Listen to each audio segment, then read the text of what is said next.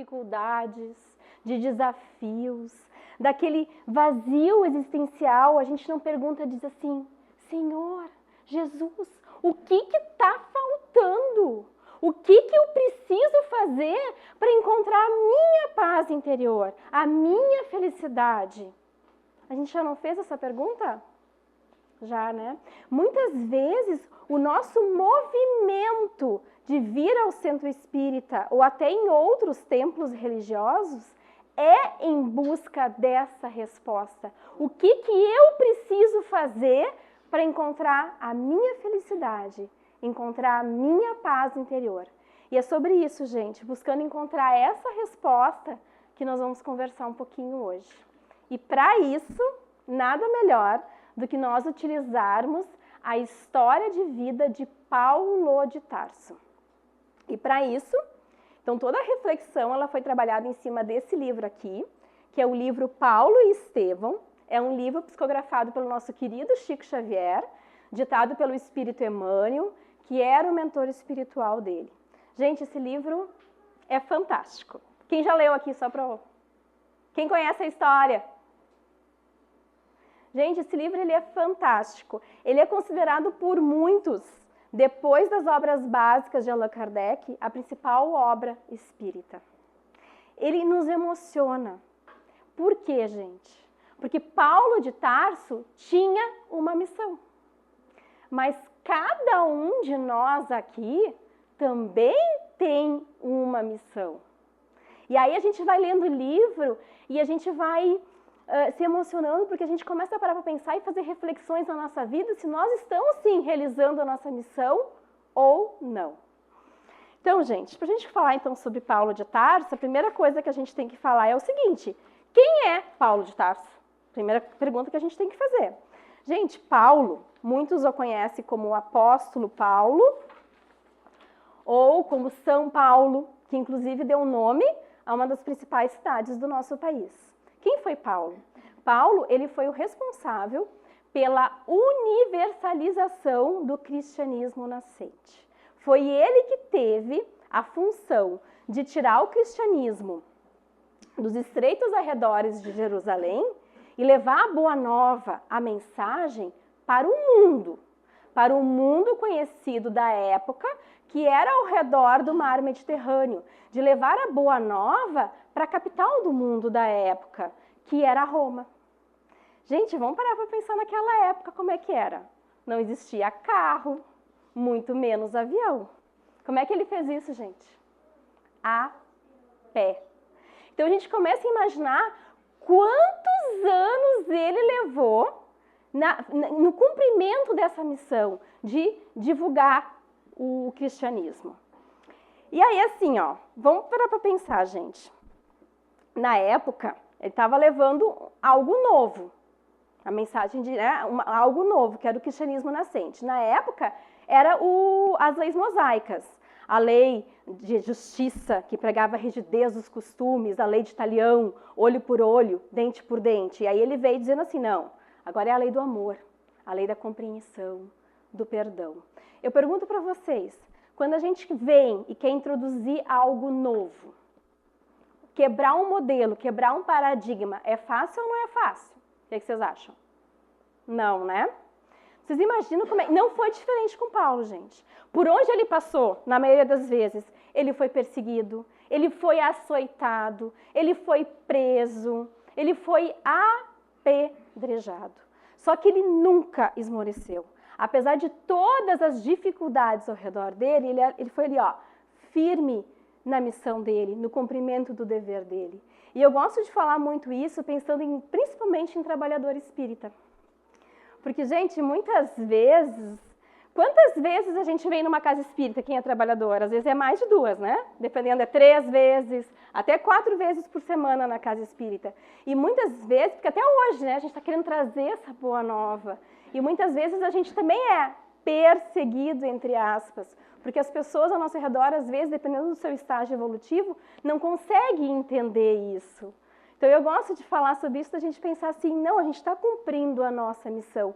Toda vez que a gente está introduzindo algo novo, muitas vezes a gente não é compreendido. Então, gente, ele foi passando pelas cidades e fazendo a divulgação do cristianismo, e ele foi ajudando a fundar igrejas por onde ele passava. E aí, gente, aí as pessoas chamavam ele e ele ia. As pessoas chamavam ele e ele ia. Só que assim, a gente chamar ele, não é assim, ó, pegou o avião e foi, né? Chegou uma hora, gente, que ele não conseguia, era muito lugar. O que ele fez? Ele começou a escrever cartas. A gente conhece, com certeza todos vocês conhecem pelo menos um pedaço da primeira carta aos Coríntios. Mesmo que eu falasse a língua dos homens e a língua dos anjos, sem amor, nada seria. Virou inclusive música. Então, gente, até hoje, Paulo de Tarso, a mensagem dele está entre nós. Então, olha que lindo o trabalho que ele fez até hoje. Então, gente, a gente pode estar aí vocês podem estar se perguntando assim: Sandra, ok, entendi tudo isso, mas o que tem a ver a história de Paulo de Tarso, que é um gigante? Porque isso é uma história de gigante. O que tem a ver essa história com a minha vida? Tem a ver com a minha missão? A gente pode estar se questionando. Mas, gente, Paulo de Tarso, ele não nasceu um gigante. Ele não nasceu. Gente, ele foi se agigantando. Conforme ele foi cumprindo a missão dele, a tarefa dele, ele foi se transformando, ele foi se agigantando. Assim como cada um de nós, conforme vamos cumprindo a nossa missão, que cada um tem, também vamos nos agigantando. E com Paulo foi assim. E ele se transformou tanto, gente, ele se iluminou tanto, que ele inclusive mudou de nome. Porque o nome dele não era Paulo de Tarso, o nome dele era Saulo de Tarso. E Saulo de Tarso foi o maior perseguidor dos cristãos. Peraí, Sandra, não entendi mais nada agora. Tu está me dizendo que Saulo e Paulo são a mesma pessoa e que Saulo foi o maior perseguidor dos cristãos e que Paulo foi o maior divulgador do cristianismo? É isso aí mesmo, Sandra? É isso aí mesmo, gente. Saulo, vamos agora para Saulo. Porque Saulo, gente, assim como cada um de nós, ele nasceu com essa missão. Posteriormente, Jesus veio a dizer, ele foi o vaso escolhido para fazer a divulgação dessa boa nova. E, gente, tudo que aconteceu na vida dele, todas as pessoas que cruzaram a vida dele, têm conexão com a missão dele, assim como nós. Gente, não existe o acaso. Aonde nós nascemos, a família que nós nascemos, as pessoas que estão ao nosso redor, os nossos amigos, o nosso trabalho tem a ver com a nossa missão. Está tudo conectado. E não foi diferente com Saulo de Tarso. Só que nós temos o livre-arbítrio. E muitas vezes nós nos desviamos da rota, do nosso caminho, da nossa missão. E Saulo aconteceu isso. Ele se desviou da rota. Gente, ele se desviou tanto, mas tanto, que o próprio Jesus teve que chamar ele à responsabilidade e se materializou na frente dele. Porque Jesus e Saulo, eles não se conheceram enquanto Jesus estava encarnado aqui, estava na terra, tá? Jesus já tinha sido crucificado. Então, Jesus ele se materializou na frente e perguntou para Saulo, por que me persegues? E foi aí, nesse momento, que Saulo fez a célebre pergunta que todos nós conhecemos. Senhor, o que queres que eu faça? E foi a partir desse momento que toda a vida de Saulo de Tarso foi se transformando e ele foi se agigantando e cumpriu a sua missão com louvor, com muita fé. Ele é um exemplo de fé, de amor e de luta. Então, gente, entendendo isso, a gente tem que começar a se perguntar assim, tá, então quem era Saulo? Quem era este homem? Quem era esse Saulo? Porque daí a gente começa a enxergar a nossa vida. Porque Saulo, gente, ele teve que diminuir para Paulo surgir. Cada um de nós tem que diminuir o nosso homem velho que está aqui dentro de nós para vir um homem novo. Então, a gente tem muito que aprender com Saulo de Tarso. Então, quem era Saulo de Tarso, gente? Saulo de Tarso, ele era um fariseu, doutor da lei, que galgou hierarquias muito rápido. Ele era um homem jovem, um homem extremamente inteligente, com uma cultura maravilhosa, porque, gente, ele estudou na principal escola que existia na época, a escola de Tarso. Ele estudou com os principais filósofos da época. E aí, gente, quando ele foi para Jerusalém, quem era o mestre querido dele? O mestre querido dele era Gamaliel. E quem era Gamaliel? Gamaliel era o bambambam do Sinédrio, que era uma espécie de centro de poder da época. E Gamaliel, que estava preparando Saulo de Tarso para ser o sucessor dele. Gente, Saulo de Tarso, ele era um homem digno.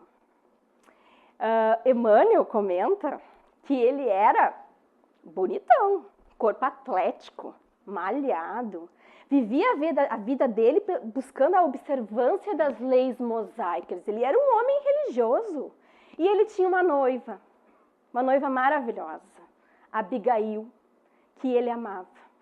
Então a gente começa a olhar a vida de Saulo de Tarso, gente. Ele não era um bom partido. O que vocês acham? Para a época. Sim ou não? Sabe que nem lá Roberto Carlos fala, esse cara sou eu. Não era Saulo de Tarso. Olha só, gente. Ele tinha dinheiro, era inteligente, tinha uma mulher maravilhosa, tinha poder, tinha prestígio. O que vocês acham? Era bonito. O que vocês acham? Ele era um bom partido da época ou não era? Será que era só daquela época ou hoje ainda ele seria um bom partido? O que vocês acham? Concordam comigo?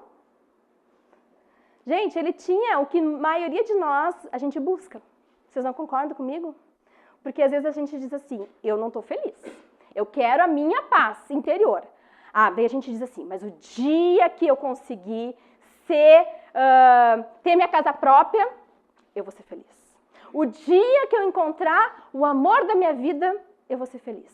O dia que eu for reconhecido no meu trabalho, eu vou ser feliz. A gente fica jogando, ou que nem assim, o dia que eu for bonito, porque se a gente começar a olhar, gente, o que são as intervenções cirúrgicas?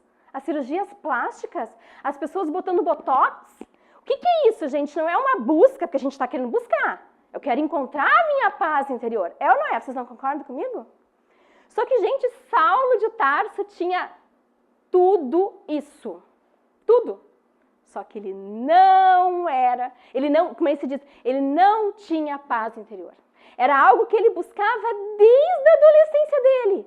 E ele não tinha, gente. Mas, gente, Saulo de Tarso, apesar de tudo isso, ele era um homem orgulhoso. Um homem intolerante. Ele queria controlar consciências. E quanto mais ele queria controlar consciências, mais ele ia perdendo a paz interior dele. A gente não faz isso, gente. A gente não diz assim, porque a minha religião é a melhor. Porque o meu time de futebol é melhor. A gente quer controlar as pessoas. Vamos jogar o ano passado. O que foi as eleições, gente? Amigos de ano, famílias brigando por ideologias políticas, querendo dizer, o meu partido era melhor. Então a gente começa a pensar, então, quanto mais Saulo ia fazendo isso, mais ele ia querendo controlar consciências, gente, mais ele ia perdendo a paz interior dele, que ele tanto almejava, que ele tanto buscava, ele buscava a observância das leis mosaicas e ele não conseguia entender por que ele não tinha. E aí, gente, ele foi se desviando da rota. Assim como muitas vezes a gente se desvia. E quando a gente se desvia da rota, gente, está lá no Livro dos Espíritos. Toda vez que a gente não segue as leis divinas, toda vez que a gente se desvia da rota, que a gente não segue a nossa vida, o Evangelho, a gente sofre. E com Saulo de Tarso não foi diferente.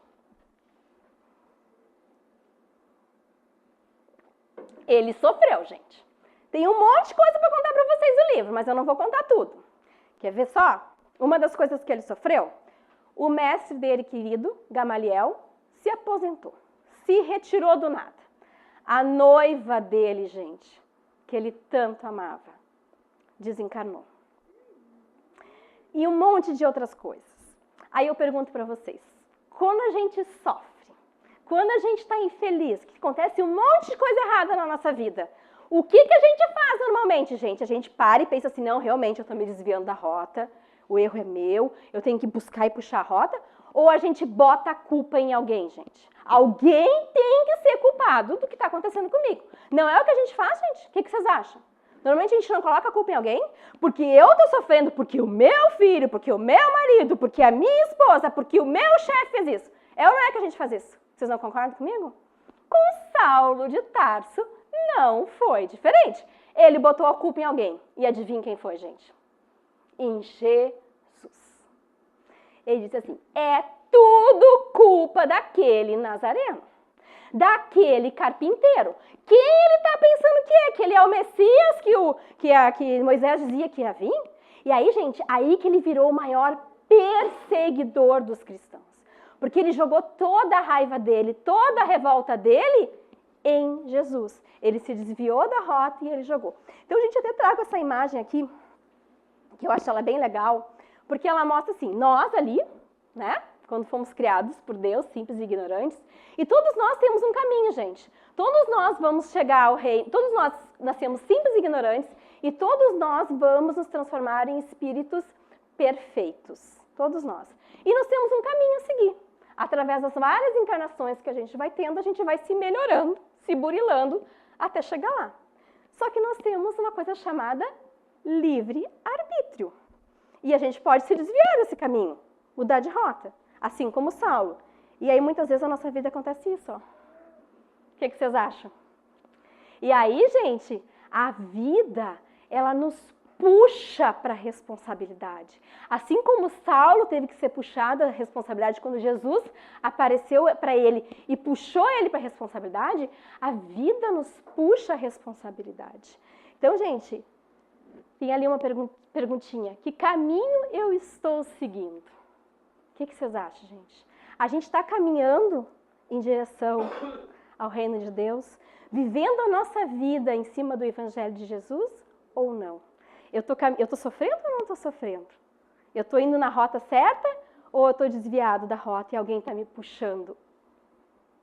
E aí, gente, é muito legal porque o livro, ele fala sobre o deserto.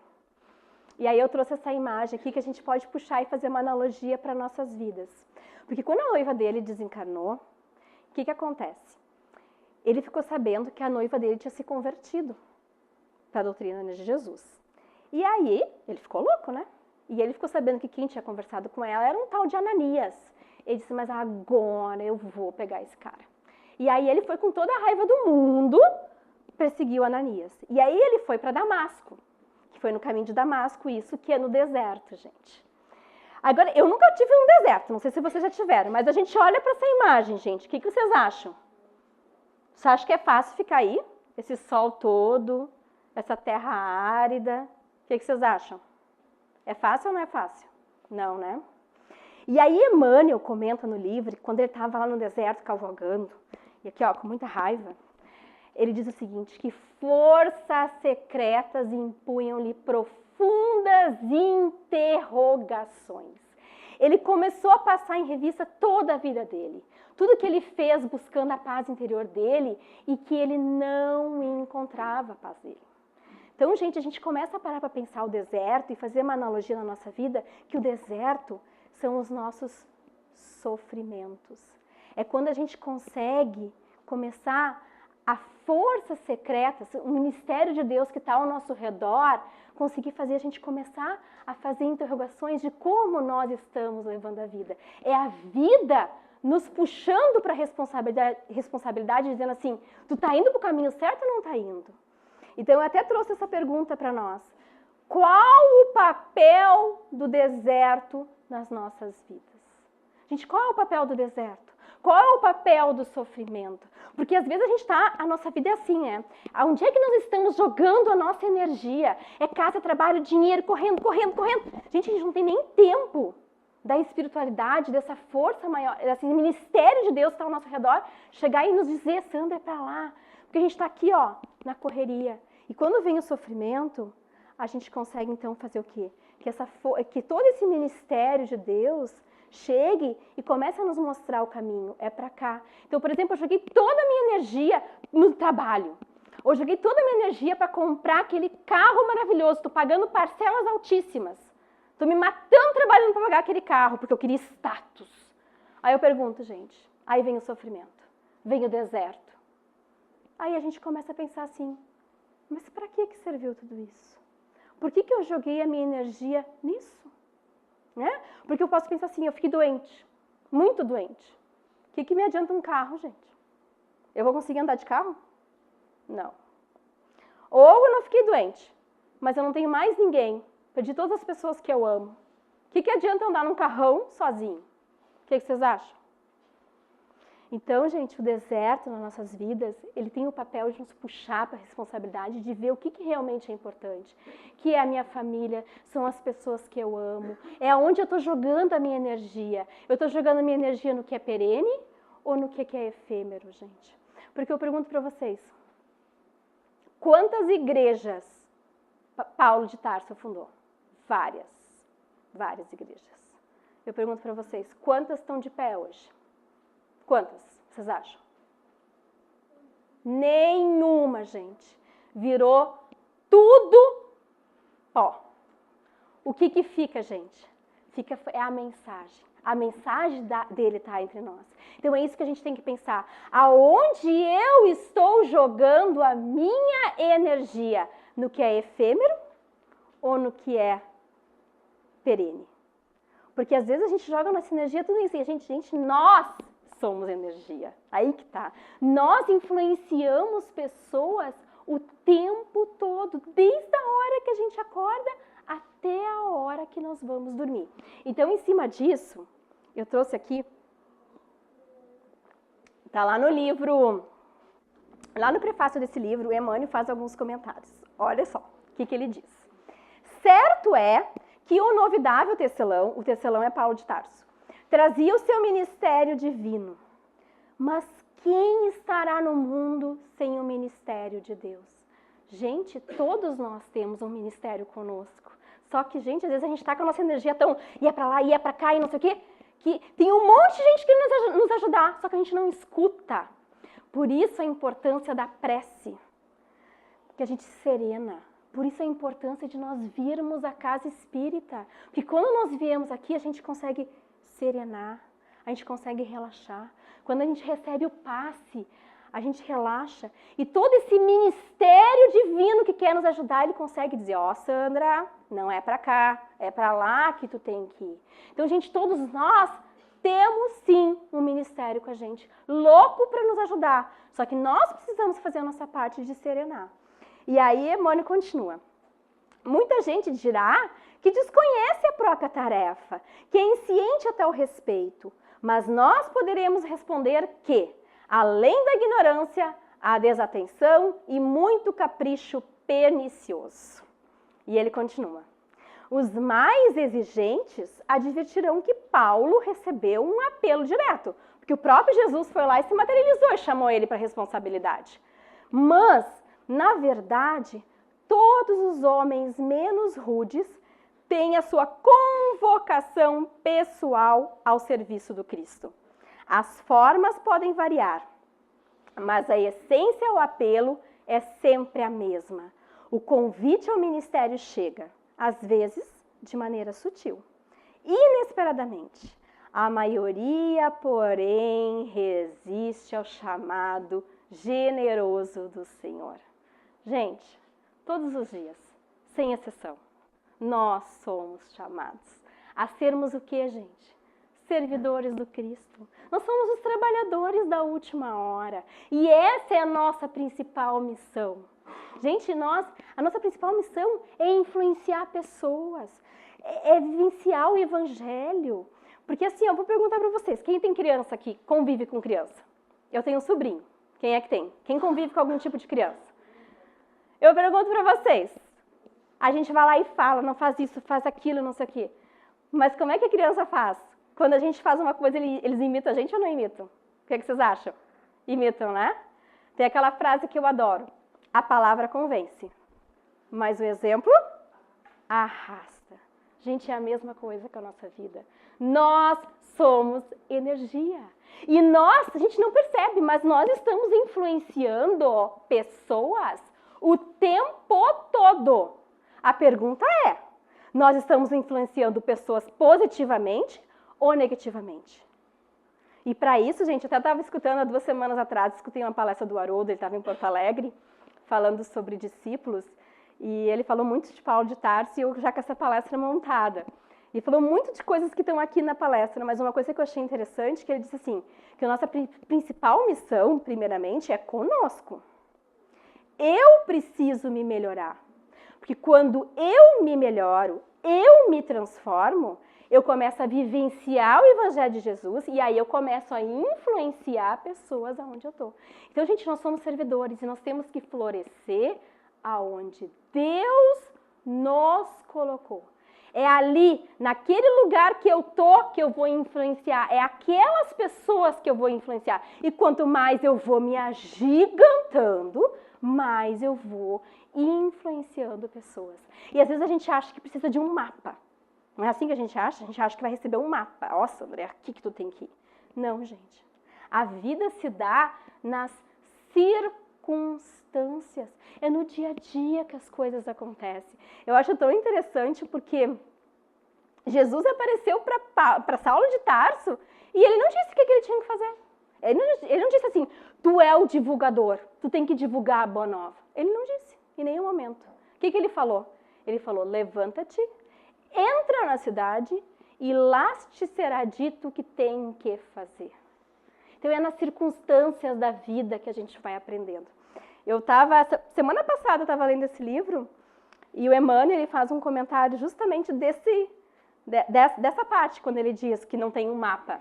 Olha o que o Emmanuel até trouxe, porque eu achei muito interessante. Se o mestre aparecer ao rabino apaixonado de Jerusalém, por que não terminou o esclarecimento, recomendando-lhe, em vez disso, entrar em Damasco, a fim de ouvir o que lhe convinha saber? É que a lei da cooperação entre os homens é o grande e generoso princípio com o qual Jesus segue de perto a humanidade inteira, pelos canais de inspiração. O mestre ensina aos discípulos e consola-os por intermédio deles próprios. Quanto mais o aprendiz lhe alcança a esfera de influenciação, mais habilitado estará para constituir-se em seu instrumento fiel e justo. Então, gente, lei de cooperação. Estamos todos juntos nisso. Ninguém chega lá sozinho. E olha só, e através de nós todos é que a gente vai aprendendo. Então é nas circunstâncias do nosso dia a dia que a gente vai aprendendo e vai crescendo e vai evoluindo e vai influenciando pessoas. Deixa eu pegar aqui.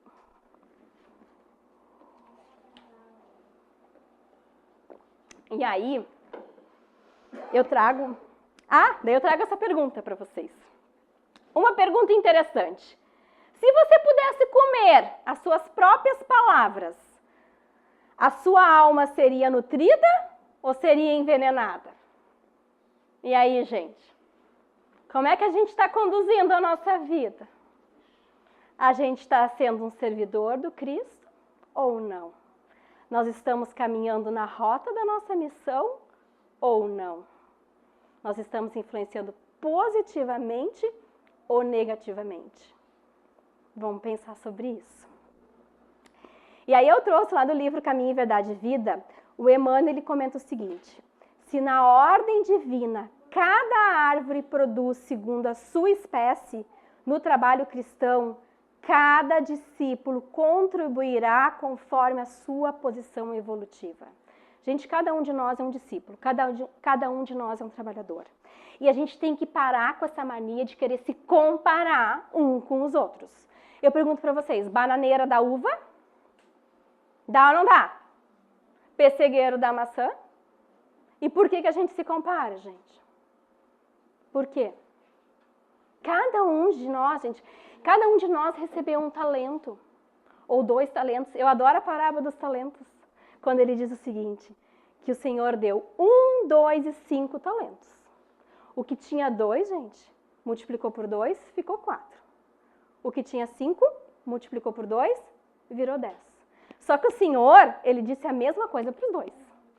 Servo bom e fiel. Foste fiel no pouco, sobre o muito te colocarei.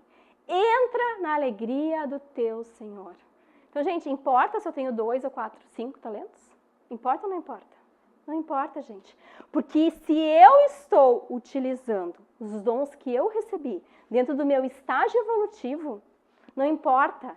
Se eu estou influenciando pessoas ao meu redor, não importa quantos dons eu tenho. Se eu estou multiplicando, eu estou a caminho da minha felicidade. Então a gente tem que parar com essa mania de dizer, não, porque eu não faço nada, porque olha o que o fulaninho faz. Óbvio, porque não importa, gente. O trabalho, ele é importante.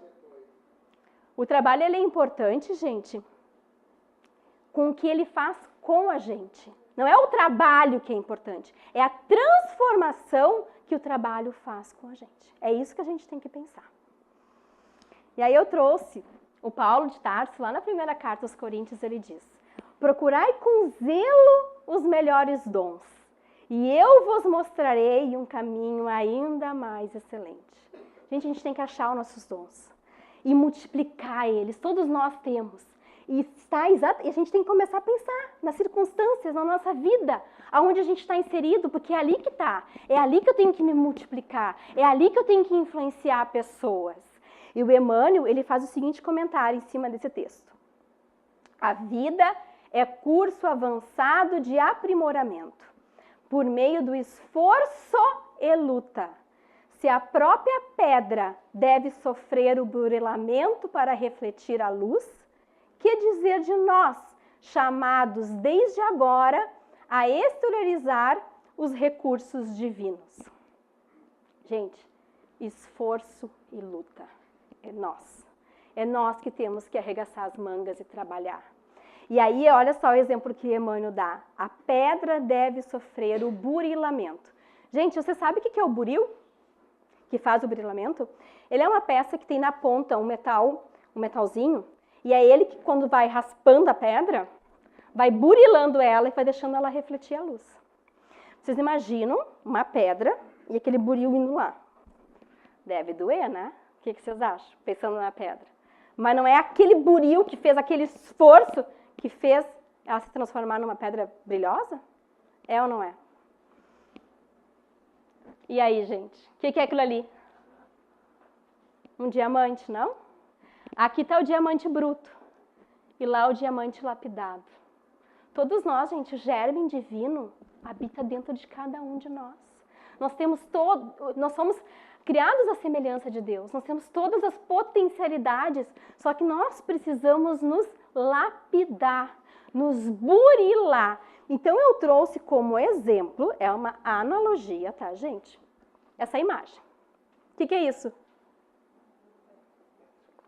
Uma pedra, não? Como analogia, gente. Quando Deus nos criou, simples e ignorante, nós somos a pedra. Simples e ignorantes.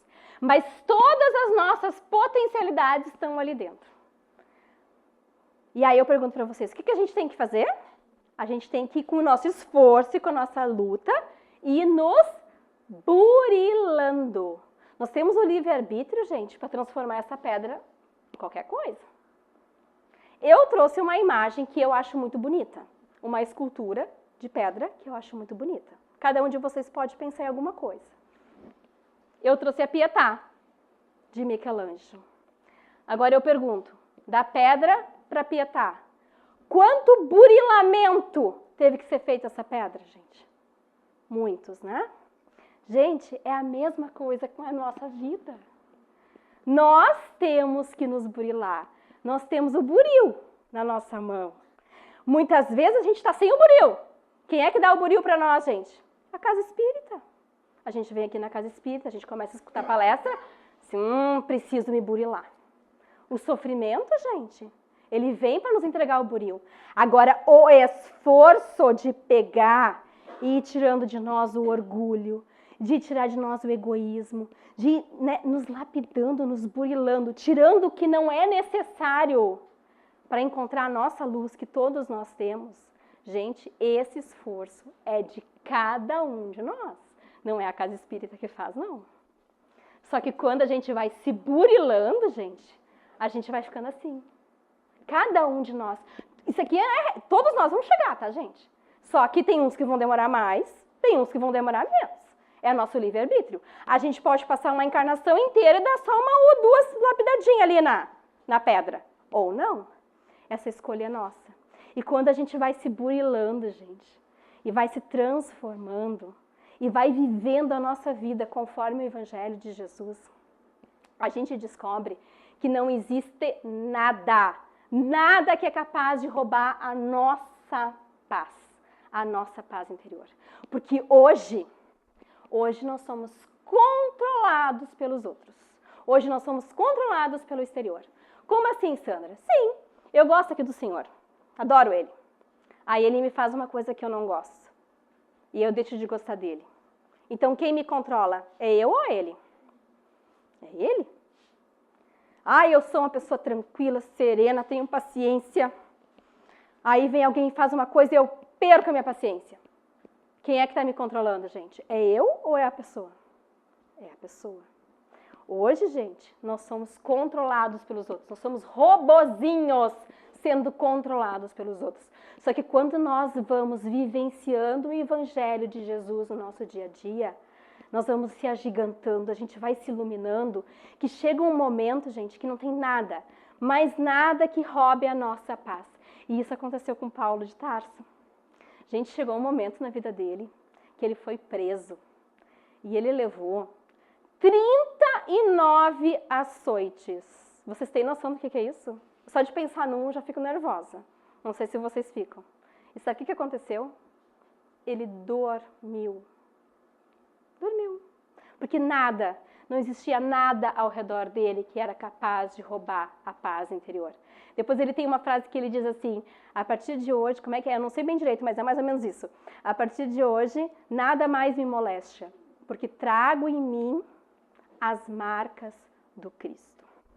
Só que, gente, esse trabalho, ele não é do dia para a noite. A gente vai todos os dias um pouco, se burilando, se melhorando.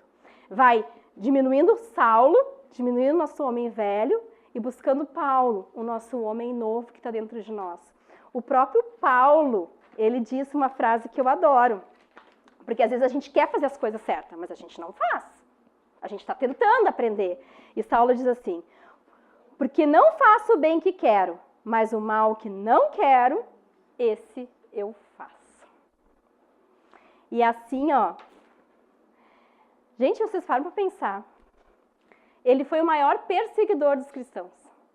Maior. Ele se desviou da rota tanto que ele fez o oposto do que era para fazer. Quando a gente erra, o que normalmente a gente faz? A gente não fica se culpando? Fica ou não fica? O que vocês acham? Sim, né? Se açoitando, se vitimando, dizendo, não sei o quê. Gente, Saulo de Tarso, ele podia ter feito isso. Quando ele podia ter dito assim, olha só, eu era para ser o divulgador e eu fui o perseguidor. Mas não, gente. Essa foi a transição mais difícil dele. Ele aceitou o erro dele, ele se arrependeu, ele arregaçou as mangas e foi trabalhar. Então, gente, não importa como a minha vida foi até hoje. Importa o que eu vou fazer a partir de agora. Como eu vou levar minha vida a partir de agora. E aí eu adoro a frase do Chico Xavier. Embora ninguém possa voltar atrás e fazer um novo começo, todo mundo pode começar agora e fazer um novo fim. Então, gente, só depende de nós. Não importa o que eu fiz até esse momento da minha vida. Importa o que eu vou fazer a partir de agora. Vamos pensar sobre isso? Então, gente, Senhor, o que queres que eu faça? Cresça onde Deus te plantou. Gente, floresça aonde Deus te colocou. Nós somos energia. E a pergunta é, aonde eu estou jogando a minha energia? Eu estou jogando a minha energia naquilo que realmente é importante? Naquilo que eu vou levar como espírito mortal ou não? Paulo de Tarso falou, desperta tu que dormes, gente. Será que a gente está dormindo ainda, que não se tocou e ainda está buscando carro, dinheiro, poder, beleza? Ou a gente se tocou que realmente é importante para buscar a minha paz interior e a minha felicidade? Então, gente, eu rebato a pergunta e faço outra. O nosso coração está aberto para sermos trabalhadores do Cristo e buscar viver a nossa vida a cada dia vivenciando o Evangelho? Estamos ou não estamos, gente? Os grupos de estudo vão começar agora na casa, né? Início de ano. Uma bela oportunidade, gente. Porque isso sim, isso é importante. Porque isso a gente vai buscar o caminho, a nossa rota, de se conhecer e de se ir burilando. Então é isso, gente. A pergunta que fica. Estamos sendo trabalhadores do Cristo, servidores do Cristo ou não? E até quando nós vamos esperar para ir ao caminho da nossa felicidade? Muito obrigada, muita paz nos nossos corações.